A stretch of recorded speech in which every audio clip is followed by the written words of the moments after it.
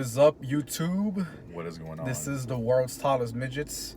We just finished watching The Flash opening night, and here are our thoughts. I know this was your most anticipated movie of the year. This was my most anticipated movie of the year.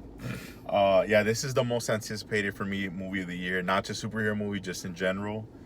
And I guess let's give our first impressions. I'm gonna go first because, like I said, this was the most anticipated movie for me, and I'm not gonna lie, guys. We'll get into the story and whatever, but just first impressions, I'm a little disappointed. Definitely didn't live up to the hype. And after talking with JC for now an hour, I gotta say this movie definitely, in many ways, I'm actually glad that the Snyderverse is over, because it's right now like I don't want to say this was a perfect movie to end it with, but it kind of was, because the fact that it's now like hinting at the whole multiverse and all the flashpoints and this and that. So honestly, guys, I gotta say I'm a little disappointed, but I'm not saying it's the worst DC movie ever made. It's for sure the best one by far, in a long time. I was just telling JC that I still think that the best Snyderverse movie, or I guess DC movie from this new era, is definitely got to be still Superman, in my opinion. Man of Steel. This one would go like, I guess, right beneath it, but that's not saying much because DC has really stumbled a lot. But yeah. Yeah, so for me, I was looking forward to this movie, but it wasn't a huge excitement. I like The Flash as much as everyone else, but he's not my favorite hero or anything. And I know this movie going in that it's kind of an awkward position where it's the one of the last movies coming out before James Gunn takes over the DC universe. Obviously, we know that they're removing Henry Cavill. They're basically recasting everyone. I'm pretty sure they're going to recast Ezra Miller as well, but they didn't want to announce it because then they can't promote the movie. But in the movie in general, since my expectations weren't super high, it was entertaining. I'm glad it wasn't. It wasn't woke, political. There was nothing that I was, like just shaking my head at, or I wanted to walk out. The story was, similar to the Flashpoint paradox, which is in the comics, and also a animated movie, which is really good. We actually watched the Flashpoint paradox beforehand. And disclaimer, JC was just saying right now, I was just telling him that I'm actually a little disappointed that we watched that before this, because I think that movie, it made my expectations even much higher than it should have, because I told JC, yo, that is one of the greatest animated superhero movies I've seen, and I gave that movie like a 9 out of 10. I loved it. Like, I think even 9.5, can't remember, but no, I the loved Flashpoint it. paradox is amazing, and Great. obviously they borrow a lot of this from this. The CW Flash show also did a Flashpoint part where Barry goes back in time and he has to fix his mom dying, and then he has to go back again and put everything back in place. And no matter what he does, there's ripple effect in the timeline. So that's what we see in this movie. That's why there's the Michael Keaton Batman instead of Superman. There's Kal-El, I believe her name is. Yeah. So let's start like how the movie starts. So the beginning, we go through a whole, again, guys, this is spoilers. You guys should know by now. Spoilers. So the movie starts off obviously with Barry Allen doing his thing. He's doing his, superhero stuff. And it starts off with Batfleck, which for those that are fans like myself, you already know that this was one of the most, I guess, like the most anticipated parts of the movie of seeing his Batman. Unfortunately, that's the only time you see him, is the first sequence of the fighting scenes. Yeah. After that is like a conversation, but it's like in a car. Yeah, like in outside, a car. Yeah. And right away in this movie, guys, you see that right away we are dealing with really shoddy effects. The visuals on this movie was pretty rough. Some parts is amazing, like when they fight. The scene, the first part that really impressed me was basically Barry gets called to a crime scene in Gotham hospital. So he's in Central City and he has to take off to Gotham, and you see him running essentially through the city, through farms, construction sites, rivers, and the effect was really nice where they show how space and time basically flies by him, and that was really impressive effect. But when he gets there and he's saving everyone from the hospital, that's when it gets bad. There's about like 10 babies that fall out from the top story of this hospital, and when they're laying down at first in the bed, they look like real babies, but as soon as they fly out that window, it just turned into, again, some of the most Let's bad. say Some of the worst CGI I've seen. The babies looked like dolls. They looked like PlayStation 3 or 4 animated, like from some type of game. a bad game. And the suit as well. I mean, I didn't hate his suit, but at times where when it was animated, it just looked very cartoonish. The CGI wasn't amazing. But yeah, so that first fight with him and Batfleck, the motorcycle scene, that was really good. Love the action scene. But from there, the movie gets really slow. Like Yeah. from there on, there's a Yeah, rough patch like, that we go through. There's a scene where, to me, this is like one of the most cringy parts, at least in the first half, where you see him go to work. He's at the crime lab. He's at the forensic area, and he has these two coworkers. One of them is played by Rudy Mancuso, which is a YouTuber. He started off on Vine, and this other girl, and for some reason they just bully him relentlessly. Horrible I don't know scene. what the backstory is, but he's just the butt of every joke, and every conversation, every part in that lab is just very awkward. They're basically joking around about how serious he is with the work, and then he's holding up the process of the evidence, and he snaps at them saying that they have to think about people's lives and think about the crime. And you see him trying to convey anger and emotion and trying to teach them a lesson, but it was a very awkward scene. And then Iris West shows up, and yeah, after like that, he basically talks with his dad on the phone, and after reminiscing about his mom, that's what triggers him to run, and so he's able to travel back in time. And that effect, basically, he runs back in time, and he's like in this orb of like space and time, and you see around him, it's like just an arena, a field of different faces, and it's whatever moment he previously saw. So he could go back in time and mess with whatever happened previously, but you see the faces of everyone, and it looks like PlayStation graphics. It was really awkward. At first I was like, wait, like is that real? It looked like Uncanny Valley. But yeah, so I mean, he goes back in time eventually, and we meet his 18-year-old Barry, who has a mom growing up. And I know that we all loved 18-year-old Barry, right? Yeah, that's putting it lightly, but yeah, no, and then that's when we get to see like the effects of like what he just did, which obviously what we're telling you is that he did change the past in order for him to have his mom. But then he starts realizing that he actually now has messed up a lot of the I guess of like the every universe, especially that universe he's part of. And that's when we start seeing his relationship with himself, the 18-year-old self. And I know we're just joking right now that we loved him, but dude, this guy was the most frustrating part of the movie. Again, I know Ezra Miller was playing two parts of himself, which is the actual Flash in that time frame, and then he's playing his younger self. But the younger Flash, like the 18-year-old Flash, is just so unbearable. He's so annoying. The jokes that he's throwing like 100 miles per hour at you is just too much, overbearing, annoying. You just want to knock him out. Yeah, he's supposed to be 18, but he honestly acts like an 11-year-old. Like he just entered. He reminds me of Alan from The Hangover. Yeah, by Zach Galifianakis. Yeah, and the most comparable is in the first Justice League, when he meets Batman in the original cut, and he's like, what is brunch? Like, I want to know what brunch is. Why do you eat breakfast and lunch at the same time? And it was a lot of that, but he was a brat. He was so annoying. And thankfully for us, we get to see basically the whole movie with these two. So two Ezra Millers, which is on everyone's Christmas list. Yeah, and then from there they transition to from them exploring their relationship. Then they realize they gotta go now and go find Batman.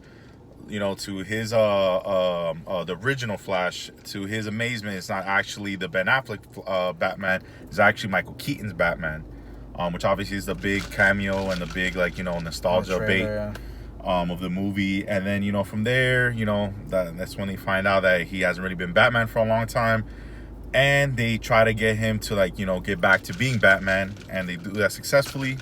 And then I guess so what I am glad, because there's a scene where when they first get to Batman's or Bruce Wayne's mansion, you see him come out. He has long gray hair, a scraggly beard. He looks like Gandalf, and he's being all not goofy, but just like, oh, what are you doing in my house? Get out!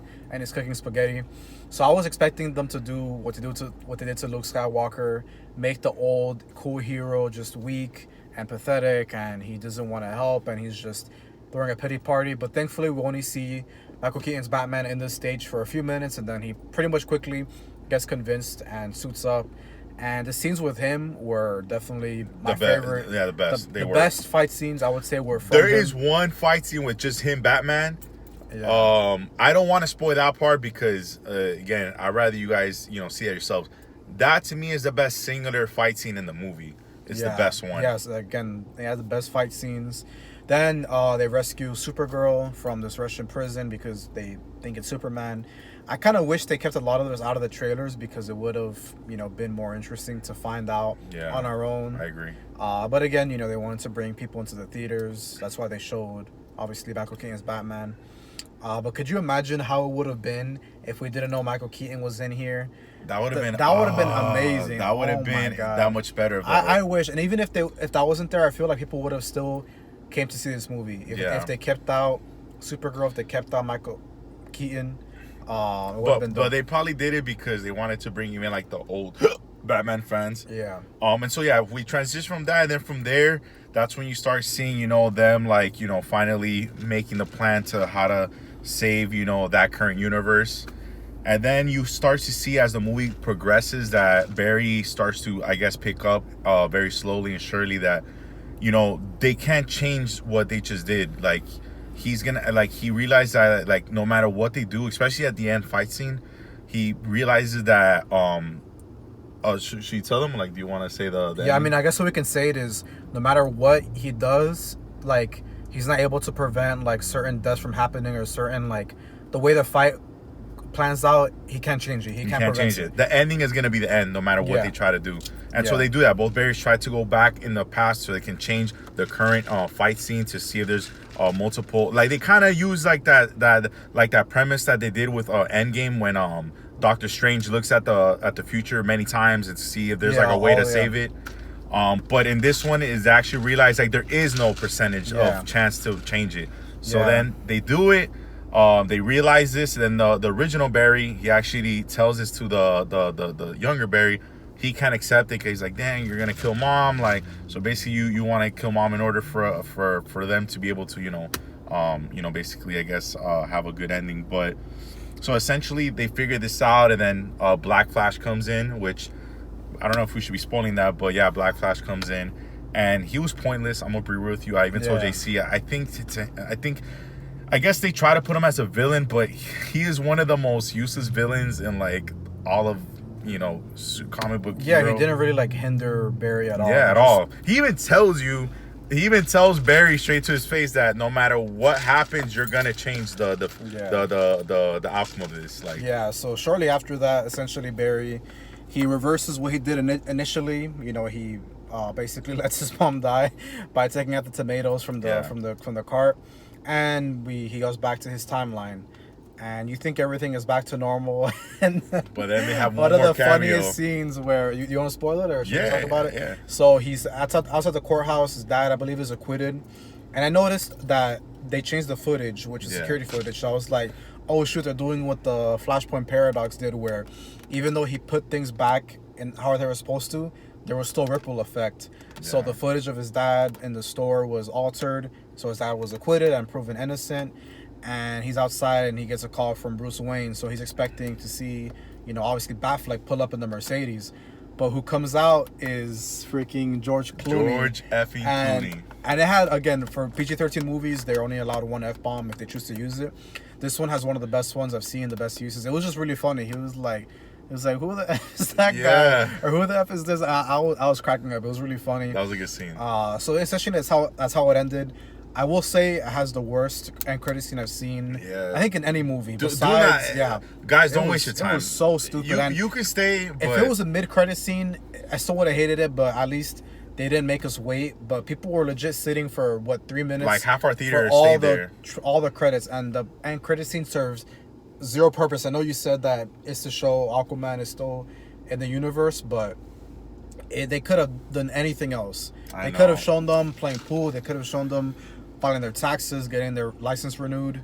But yeah, that's about it. So I guess now we'll get into our ratings for this movie. I'm gonna go first because I know that JC has a lot to say.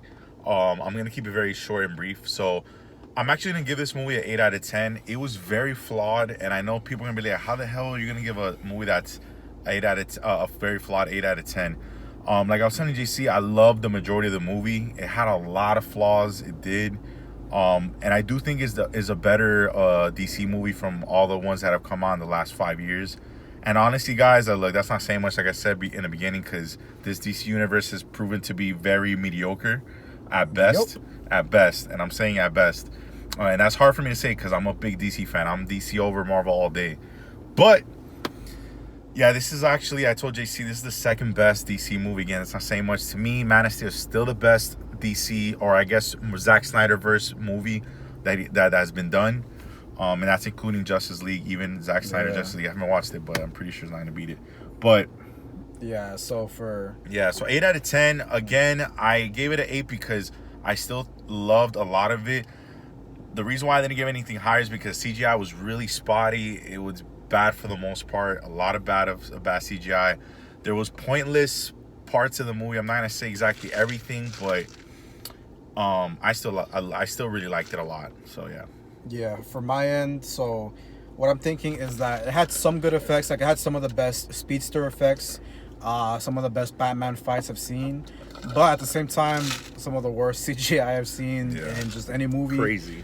They really pulled every trick out of the hat for this movie. Yeah. They tried everything. They used, every possible, I don't want to say gimmick, but every possible trick they could to make this movie enticing, to spice the plot up.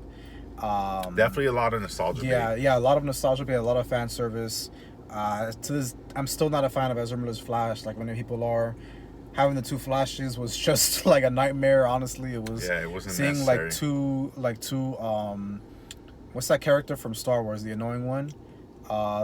He's the one that looks like a squid. Oh, I don't know. Not a Star Wars guy. Damn it! I forget. But whatever. It was like that annoying guy from Star Wars from the prequels. And again, it wasn't difficult to get through, but there was a lot that I didn't like, some that I did like. So I'm feeling around a 7 out of 10, but honestly, I'm still thinking about it. I'm still analyzing it, the scenes, because even though we just did come out of it, there's a lot of scenes that I kind of forgot or I'm looking past. But yeah, 7 out of 10, but it might go down as I'm thinking about it more. It kind of sucks. I was telling JC, it kind of sucks that this movie came out after Spider-Man, because Spider-Man, it's just way better. Way better. Yeah, Spider-Verse, yeah. It's just way better. Again, guys, this is our opinion. I still think that the best superhero movie of this year is Spider-Man Across the Spider-Verse. Flash is number 2, and it's not really close, but guys, I still encourage you guys to go watch it. I was telling JC, it's kind of pointless. This movie was kind of pointless, honestly. Yeah. But they had to get it out because it was made, and even though it is ending the whole Zack Snyder universe once and for all, it's not necessary to watch. Yeah. If you guys missed this, you're not missing on anything, to be real. But if you're a comic book fan and you love superhero movies, go watch it. But yeah, that's pretty much our thoughts. So that's it for tonight. This is the World's Tallest Midgets signing out.